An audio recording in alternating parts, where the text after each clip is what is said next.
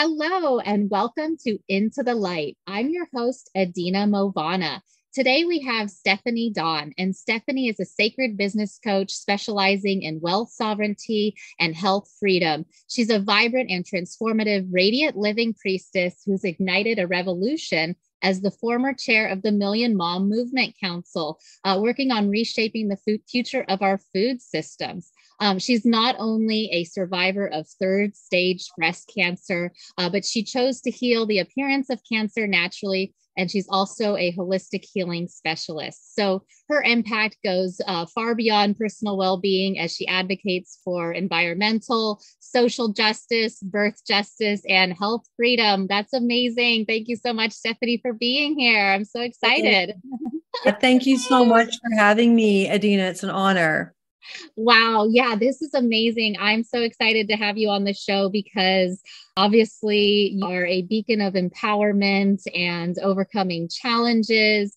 The work you've done has literally inspired millions of people. So thank you so much for everything that you do. It's amazing. Yeah, thank you. And so I wanted to have you on today because, obviously you're doing a lot of different things with coaching and helping people in their lives, wealth sovereignty, health freedom. But I wanted to talk to you especially about this concept of healing yourself naturally through cancer or whatever physical afflictions we might have. So, you tell me a little bit about what to this work. Obviously, I know you had cancer yourself, but give us a little bit of background about what you're offering and where you're at today, how you got here. Yeah. So I think in order to talk about the cancer, I have to go back in time to when I was a child in Canada, Edina.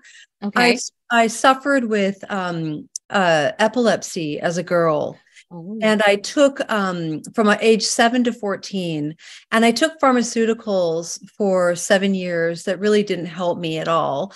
But what they did, because the seizures continued, but what it did do is it really damaged my gut. So what I've learned since as an adult is that the dietary damage from pharmaceuticals over many decades can absolutely result in cancer and other diagnoses. So I was shocked when I got the cancer diagnosis 4 years ago. I thought I was healthy. I'd been working in our superfoods community for 3 years at that point, thought I, was doing fine. But what I didn't know is that cancer tumors, they take a long time to grow, like approximately 10 years before they can be palpated by yourself, if it's in your body, or if it's a doctor who's able to feel it there. And so I had a rather large lump that kind of grew like rapidly out of nowhere. I'm like, what is this? And so I went to go see an oncologist, and because that's what you do, right? Yeah. You go and see an oncologist. And I was living in Los Angeles at the time. And I was met with, that we want to biopsy you. We want to put you on chemotherapy like yesterday.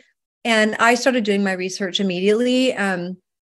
Realized pretty quickly that I wasn't interested in the traditional path of healing cancer. I don't really ascribe that word healing with allopathic cancer treatments. So I made the decision with my family to go to an amazing anti-cancer facility called Hope for Cancer in Tijuana, Mexico. And I was there for a year. I went 3 different times. The first time I went was about 3 weeks, and you could bring family members or friends or loved ones there. And so I had my sister for the first week, my stepmom for the second week, and then my mom for the last week. And Edina, I've never been fed better. They did all my laundry. I did detox protocols all day, every day for 3 weeks. Hyperthermia, hyperbaric oxygen, light therapy, you name it, I did it. There was so much that I did. And I endeavored when I got back to do as much of it in LA and up here when I moved. I'm in Washington State now, on an island. So I endeavored to keep it going as best as I could and keep juicing and doing all the things. And so, here I am 4 years out, alive to tell the tale. Amazing. Wow. Okay. Well, that's a success story if I ever heard one. So thank you for that. And sounds like a great place to know about. So I'm sure it's good that you had, such a wonderful like healing environment, right? We really need that when we're healing through these things. So yeah, that's great. And so tell me about what the work you're doing now. Are you working with women potentially who are in a similar situation, and you help them work through it with similar holistic methods, like you were talking about all these different different things that they can do? Is that what you do one-on-one, or how does that work? Yes. And I mean, I have a background as a spiritual practitioner and counselor. Okay. And so I include that in my coaching, whether we're talking about the business coaching or the health coaching. And so, I truly believe that we are spiritual beings having a human experience. And, cancer just didn't come out of nowhere for me. There was a lot of things going on in my life that weren't working. And because I have a certain degree of inner authority and understanding of my own sovereignty, I was able to go, oh, well, I created this condition in my body. I can undo it now.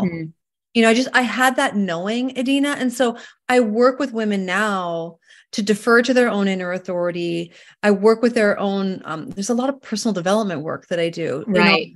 In addition to, the more external things around diet and lifestyle and relationships, I coach around that too. So, when cancer shows up in our life, it's because the way we're doing life isn't working. And so I recognized that immediately. And so the cancer diagnosis was like a big stop sign. It was like, stop trying to be friends with your ex, just divorce him. Oh. Stop living in Los Angeles. This is nowhere for you to be to heal. And so I moved up to Bainbridge Island. My family's here, and to heal amongst the trees, in the forest, the Bainbridge. So, because the concrete jungle of LA was not where I was supposed to be. I'd been there for a long time, and I love LA, and I'll always love LA, but I couldn't keep living there. So, right.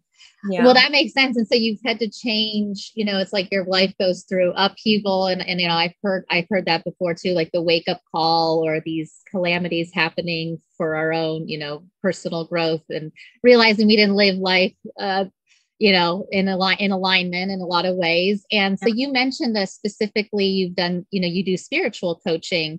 Can you tell me a little bit about how this work has like brought you closer to your own spiritual practice, or maybe what your if you had a religious belief system, or where you are at now with your own, like the role spirituality specifically plays? Yeah. So this is a great question. I love it. Yeah. So, I think with anything, with our spiritual walk with God, we can be really, really close, which I was for many, many years at the Agape International Spiritual Center. Reverend Michael Beckwith was my spiritual minister and mentor for many, many years. And then this is a Christian tradition. Is it a certain? It's based on the Science of Mind, and the Science of Mind book that is based on the teachings of Jesus, but they don't really identify with being called Christian. Okay. They Ancient Wisdom, New Thought. You'll hear that name attributed a lot with the Science of Mind and Agape. And the books that I studied, oh my gosh, when I was becoming a practitioner down there in LA with Agape, I read the most amazing books. And to this day, they're here on my bookshelves, and I crack them open periodically. So I did in the final years of my marriage, I did get really far away from God. Okay, interesting. Yeah. I was like this warrior. How long were you married?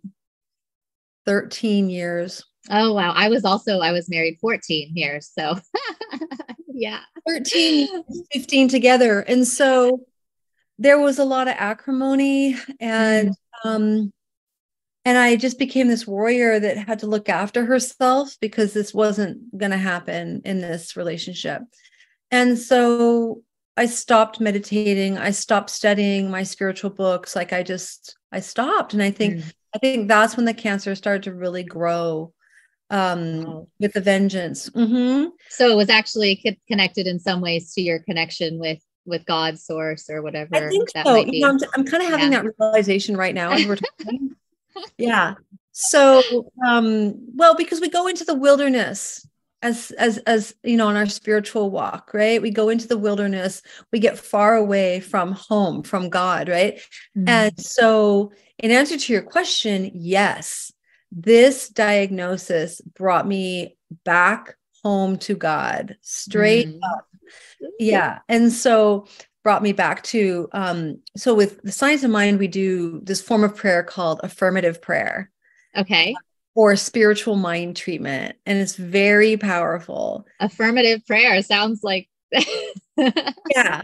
Well, it's basically, it's not a prayer of beseeching. It's really a prayer of affirming what is the truth about who you are as a spiritual being. And that's what I loved the most about Agape, because it wasn't about attempting to attain anything. It was realizing that right where I am, right where you are, Edina, is light and love and beauty and peace and prosperity and wholeness. And so, of course, when I get a cancer diagnosis, I'm going to be like, well, I'm light and love and beauty and dynamic and radiant health and wholeness. Like, cancer has no power over me. So I brought what I'd learned at Agape and all those years of studying matriculation and coaching people into my own cancer healing. Wasn't a fight. I'm not fighting cancer. It's like, yeah, there's no fight going on in this body. In fact, it's like survive versus thriver. So you like thriving through cancer. yeah, exactly. So I think actually it's that fighting that was problematic, that activates the sympathetic nervous system that can create inflammation and lead to disease. So this whole time up in Washington State is really about activating the parasympathetic nervous system, which is all about rest and relaxation, rest and repair, healing. Right. So my days are very different now, Edina. I've designed my life in such a way that it really works for me. And I get to determine how my life is going to look. I'm not functioning at the effect of what's happening to me. Right. And that is what so many people talk about when we're going into stillness and meditative states, and we're trying to cultivate this, higher frequency vibrational energy to do that. Are you familiar? Do you work with things around like law of attraction and, in your coaching, do you talk on that? Yeah. Yeah. For years. Yeah. Okay. Amazing. Well, that's good. Yeah, that's awesome. So I love that because, it sounds like that's what you want most for your clients too, is for them to be able to have this new life, new highest self life that you can tap into. So, yes, I'm all about the demonstration. Yeah. And tell me a little bit about the connection between all of this and like right down to nutrition, because like you mentioned earlier, you had epilepsy, you had issues with like even into your gut health and things like that. Can you tell me a little bit more about, I think there's like the mind brain, the brain, the heart brain, and I'm hearing the gut brain. So do you talk about all these three systems holistically in your program as well? Yeah, I do. It's really important that people understand. It doesn't have to be super deep as I've gone, but I try and keep it accessible and digestible in terms of how we heal, how we can heal with nutrition. So I mentioned the epilepsy. I was raised through the 60s and the 70s. So I was raised eating TV dinners, McDonald's. My mom was always baking, so there was always sugar in the house. And as a teenager, I was always making salads. Like I love salads. To this day, I'm the salad maker in our family. Oh, that's good. Yeah. And I've even got a salad waiting for me right now in the fridge for dinner. So I'm on a specific detox right now. a raw vegan herbal detox right now. And Oh, I've got okay. my watermelon juice here too. Oh, yeah. Okay. Well, it sounds like it's delicious, even though it's a detox.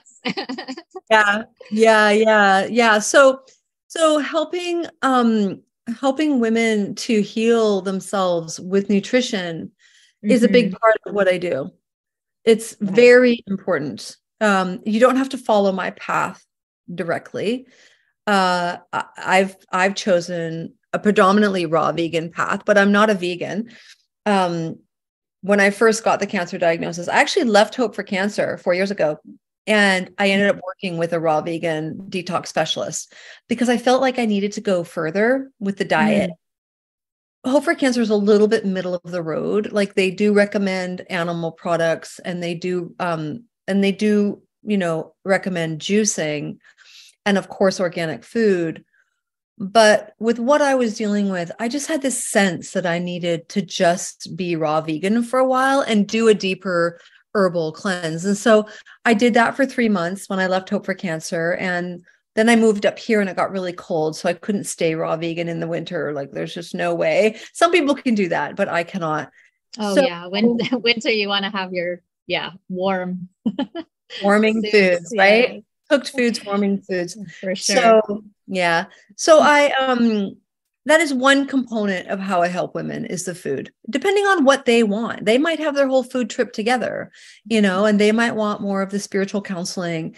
And, I do a lot of work around the mind, like what the mind has created, because most people don't realize how powerful they are, Edina. Yeah. Like overcoming limiting beliefs and our mindset stuff. That's why you said, personal development is usually where it starts, right? So yeah, well, they give away their power. It's very common with women. We give away our power to our husband or to our mate or to a doctor. In my sacred birth work, which is dating me back several decades.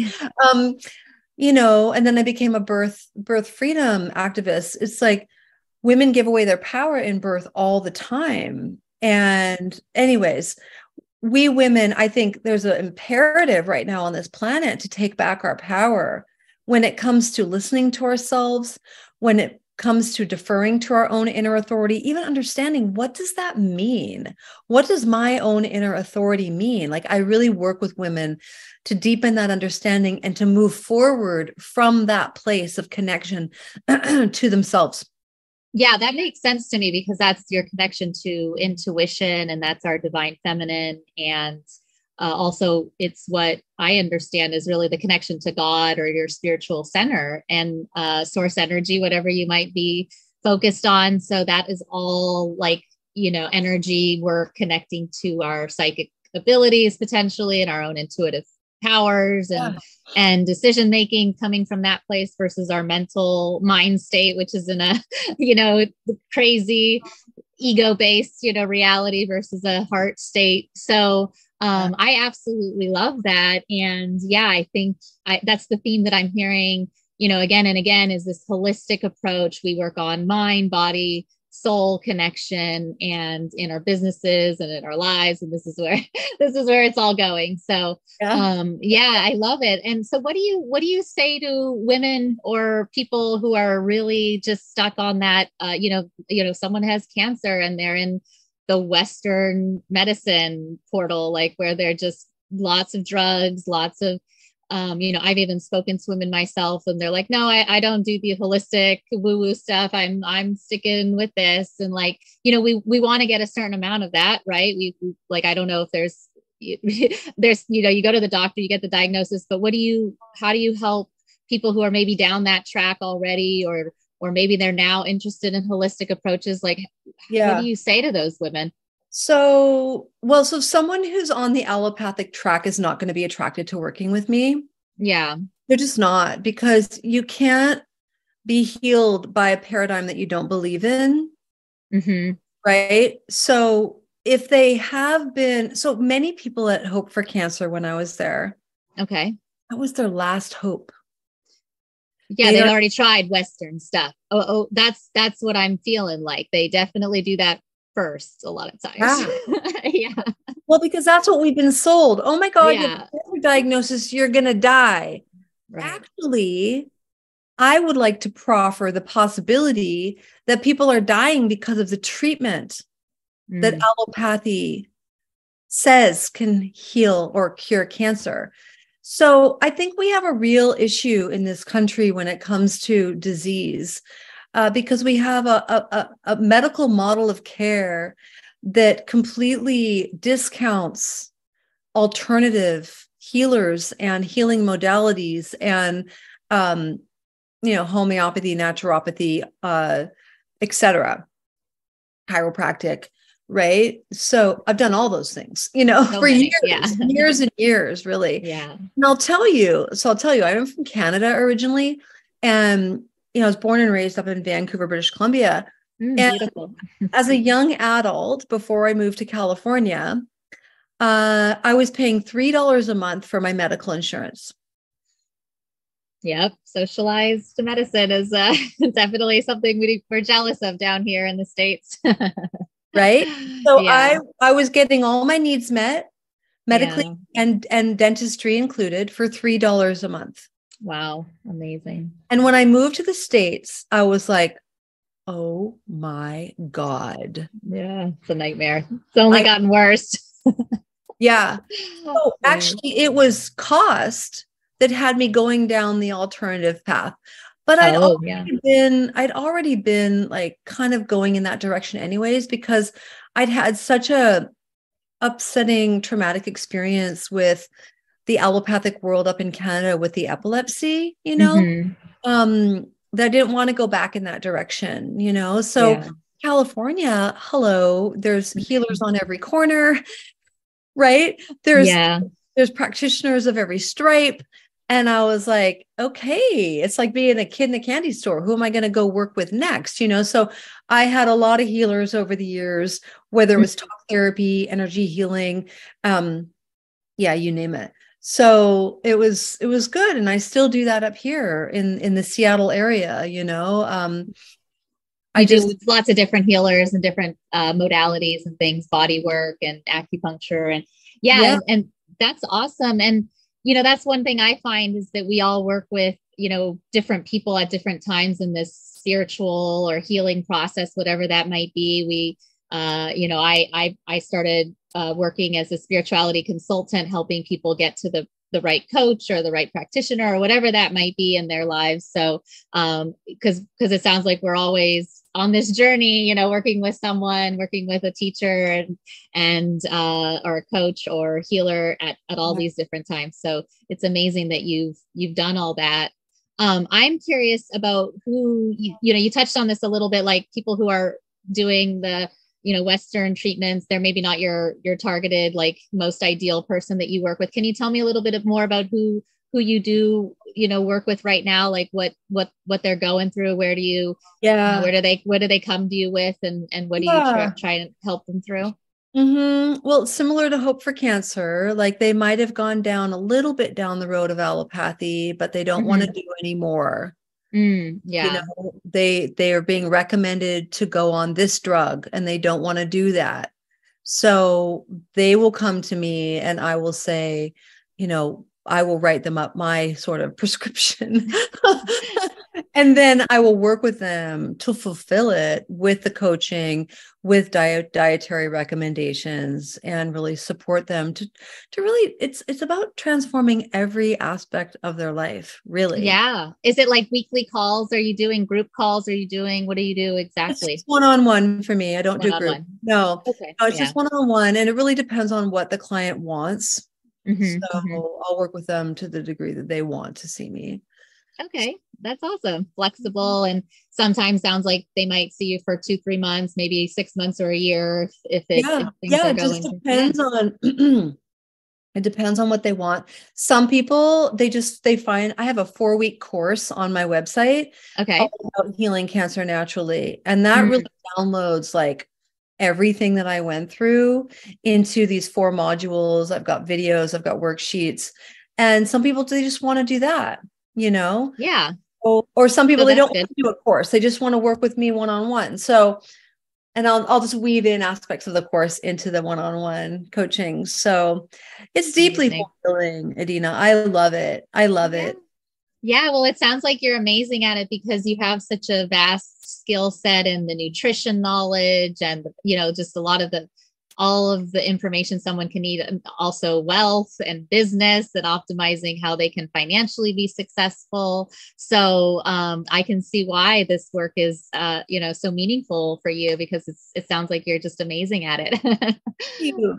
Thank you. Yeah. Yeah. So the whole wealth and business coaching, I mean, I've kind of been riding both worlds for a while now, because I did have some work in the birth world when my children were very young around women's empowerment and birth. And then I started working with birth professionals all over the world and helping them build their businesses and teach them my sacred birth work. So it's kind of been this interesting organic morphing, right? And so, but when I got the cancer diagnosis, I had this big clientele of business coaching clients, and I had to let them all go. Oh yeah. I had to let everybody go with the cancer diagnosis because it just kind of whammied me, but my superfoods business was chugging along while I was going through all of that, because I've been working it for 3 years. And so with the whole like cancer coaching now, like that's just a result of, the curveball that God threw me. Right. Yeah. And all the research that I did. And it's like, here, let me save you some time and some money. That's why I made the course, is because, people are whammied with a cancer diagnosis, and there's so much fear in our culture connected to cancer. And I really work with them to demystify the fear. And demystify the fears of cancer, right? That's really what it comes down to. Because you said it earlier in the beginning of the episode where you're operating from a place of fear, and that's highly problematic in the first place. So you have to go in and get to the root of all that, which is often our trauma sources, or even our relationship with religion, and people in our, or maybe even our spouse, right? So I can see how, people who want to pretend like they can just kind of treat this and, go through this, but then it doesn't work, it really pushes you to look at a holistic approach to the solution. And that is like, getting out of that fear-based programming that we're very, stuck into in our in our current reality sometimes, right? Yeah, absolutely. I'm really invested in the work of Dr. Joe Dispenza, who really, amazing. Yeah. Yeah, it's an extension of all the work that I did and have been doing all these years with the science of mind. But we really are so incredibly powerful with our own minds, and a practice of meditation can really support us to change our lives.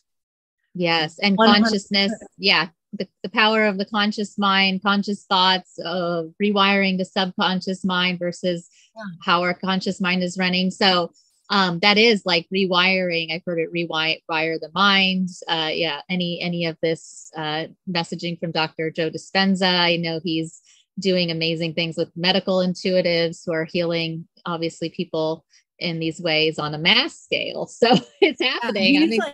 He's traveling all over the world, that guy. I had the blessing of being with him in Orlando, Florida in November. Wow. Okay. It was really phenomenal. And then I participated in a 6-month long study that he was doing to see how meditation changes us on a physiological level. So he's doing wild stuff with science and meditation and spirituality. He doesn't call it spirituality. He never talks about God, but he's doing amazing work. And so, well, it's bringing it to the masses. It's really the thing, it's the resonating factor. It has to get the most people, and people are awakening, right? That's part of this global consciousness awakening and all of that. So it's happening. Yes, they are. So I love him. He's really at the forefront of a revolution and just helping people realize how powerful they are. So I do what I can in my small way compared to Dr. Joe. Right. Yeah. Well, you're doing the one-on-one work, and that's what people need, especially the support. They need sounds like you got a cancer treatment. And like you said, it's about the support. It's about not, being this terrible, but thriving through it, right? Yeah. And just keeping that mindset. It's not a death sentence. It's not the end of your life. It can be the beginning of your life, of a new life, one where you have dominion over what's going on in your life, what the thoughts that you're thinking, what you're putting in your mouth, how you're relating to your loved ones, to your work. Maybe you want to do something different with your life and you don't want to do that same work, right? So I think that questioning everything when we receive a serious diagnosis like that is paramount, and then being with the answers. So questioning everything, right? That blows the mind. Amazing. Well, I love this. So for our listeners who are hearing all this today, maybe they want to get in touch with you, Stephanie. What's the best way to find you? I know you're on social media a little bit. Where do you like people to go to reach out? So if you're interested in one-on-one with me, the best place to go is my website, stephaniedon.com.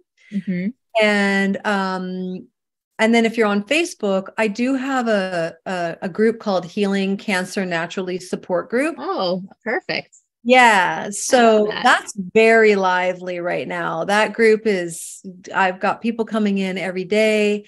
And I think people are just really excited to know that they have positive options. Amazing. Of course. Yeah. I would be all over that, too. And I think, like I said, awareness is growing and we're all experiencing it. So that just goes to show how good the work is that you're doing in the world. So it's wonderful. Thank you.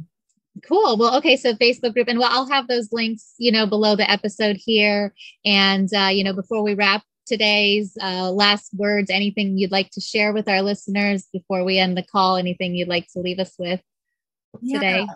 So I think that, the most important thing for a woman or a man to know if they're faced with a cancer diagnosis is to know that you have power.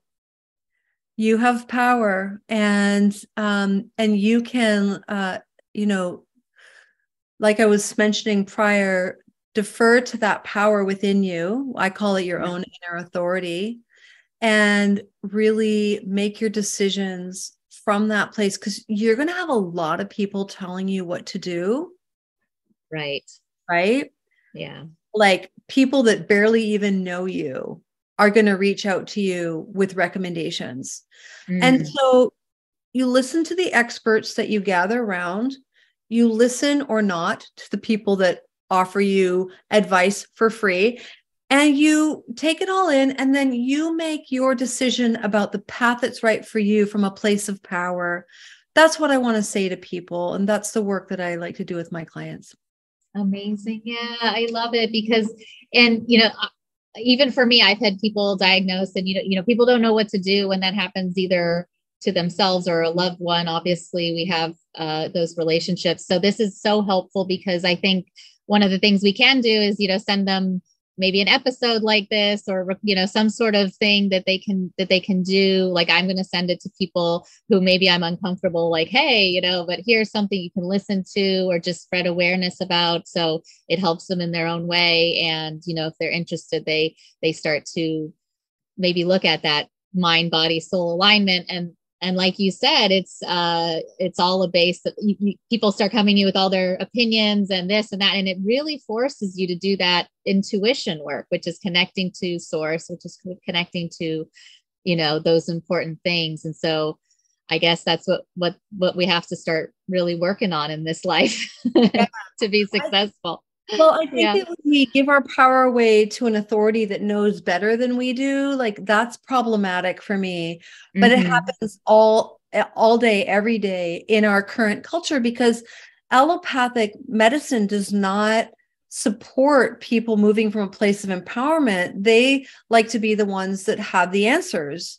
And they don't have the answers, Edina. And the final thing that I want to say, not always, sometimes they do, but not always. Is that the third leading cause of death in the United States is iatrogenesis. And so research that term. iatrogenesis, it means death by medicine or death by doctor. Oh my God, that's a thing. Yeah. Third leading cause of death. Third leading cause. We're going to put that as the awareness campaign. Like, yeah. So if that doesn't stop you in your tracks right there from really like going, maybe I want to do some more research before I go down this road. I mean, people would question me about going the alternative path. They're like, you have kids, don't you want to live? I'm like, I'm doing this because I have kids. Yeah, they think you're not doing the right thing. It's like, oh, you're making a risky choice with your life. And then they program that, and then you start doubting it, and then the fear kicks in, and then you're really down the wrong path. So it's really from the negative energy problem that we have, right? It's like in there. Yeah. It's the worst thing to do. Yeah. But with all my work as a spiritual practitioner and, really energizing love and really, understanding what fear is, I was just like, get thee behind me, Cancer. You're like a fear expert, like how to beat your biggest fears. 101. Well, yeah, because when you get a cancer diagnosis, you are faced with, do I stay or do I go? Like I've never had any existential angst my entire life, but that cancer diagnosis was like, maybe I'm not doing life, the right way. Maybe I should go, or because I was in the middle of a divorce too. It's like, oh God. Right. So, I was questioning myself somewhat, and then I got back on track, and then I started working all my tools. And it's like, girl, you're supposed to be here. Like, get to work, right? Get to work now. It shook you to your core, and now it's time to get to work. Oh, and we have to do all this work and healing. So amazing. Thank you for sharing, Stephanie. You have a wonderful story. It's inspiring. It's empowering. It's so informative and, knowledge driven. So I love your expertise in so many different areas that you can bring to people who connect with you and who work with you, and people like me who have the fortune of just being in your network and doing this work together. So thank you so much. Absolutely. It's wonderful to be connected to you. And it's an honor. Anytime I get to talk about what I'm passionate about, it's a good day. So thank you. Thank you so much. Well, this was a great episode. I'm so glad we had you on the show today. And like I mentioned, everything will be linked below this episode. So thank you so much for coming. And this is Into the Light. I'm your host, Edina Mauvana. Thank you so much, Stephanie. You're welcome. Bye now. Bye-bye.